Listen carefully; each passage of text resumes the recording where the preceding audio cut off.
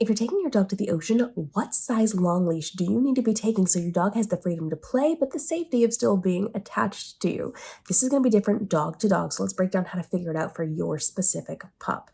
Now, the first thing you need to consider is whether or not your dog is going to be staying by your side or is going to be running around and playing, and that depends on your dog's personality. You should know this from how they behave with you on any given day. Do they like to explore a little bit? Are they adventurous? Do they like to go and play, or are they really very Velcro and stay right by your side? That's a great determining factor. If they always stay by your side, you're probably good with a shorter, longer leash.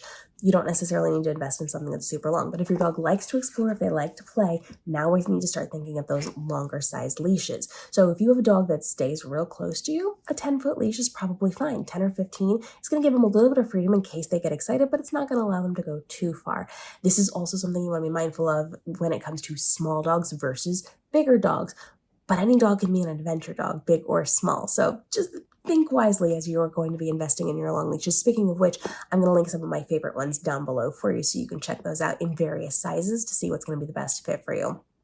Now, if your dog has been by water and you know your dog likes to go play, longer is going to be better. If your dog is going to want to run up and down the beach, if they're going to want to chase the sea foam, if they want to run into the water, if they want to go swimming, you're going to need a longer leash.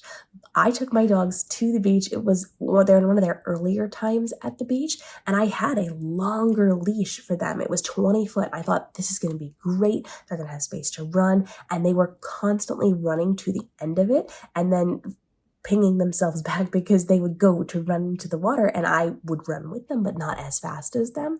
And they would get to the end and kind of like jerk to a stop. So then I had to invest in longer leashes. So I would typically say for most dogs, if you know your dog is going to want to explore a little bit or potentially want to get in the water and play, if they're going to want to run around, if they're going to have playtime on the beach, I would go no less than 30 foot, but I would actually recommend a 50-foot leash. And that's going to give you the freedom to allow your dog to run up and down, to run in circles around you, to play with the foam, to go out in the water, to have some freedom without getting jerked back. Now, of course, we know that all of our dogs should be on harnesses when we go to the ocean so that we're not, if they get to the end of the leash, they're not choking themselves by yanking back on their collars. So we're attaching them to an escape-proof harness, which I have done videos on before. Fantastic, elite, cannot say enough good things. I'll link that for you. And you're going to attach to the harness, and that gives them the ability to run and to play and to explore. And you can run and explore and play too. I go running with my dogs a lot. I'm not a runner, but I will run with my dogs so that they have the freedom to run, and they have the leash that gives them that expansive space to move away, to come forward, to run around without not being attached to me. This way I have control of the situation. I always make sure that if my dog ends up in the water and they get caught in the current, I can pull them back. If somebody else's dog comes running up, I can control that situation. And it's just, common courtesy and polite to make sure your dog is on a leash, especially in a public setting. And so I make sure I have those longer leashes that I'm using while I am out at the ocean. They are waterproof. Some of them float, some of them are reflective. Like I said, I'm linking all those down below. But I do recommend 30 to 50 foot minimum size leash for your dog.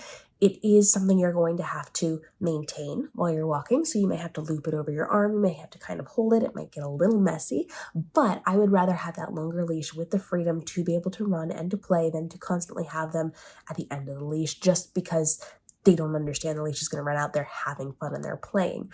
And so that gives me the ability to allow them that freedom to play, but I also do have to maintain it a little bit. So just be mindful of the type of leash that you're going to get. I've done videos on long leashes and why you need the waterproof leashes and the biothin leashes and all the things before. There's a whole playlist I'll link down below for you, but minimum 30 foot, I would recommend 50 foot for most dogs. And then just be mindful of your dog's size. Depending on if you have like a tiny dog, you're not going to want a ton of weight on that. So you're going to want a lighter weight version. If you have a heavier duty dog, you're going to need a heavier duty leash, right?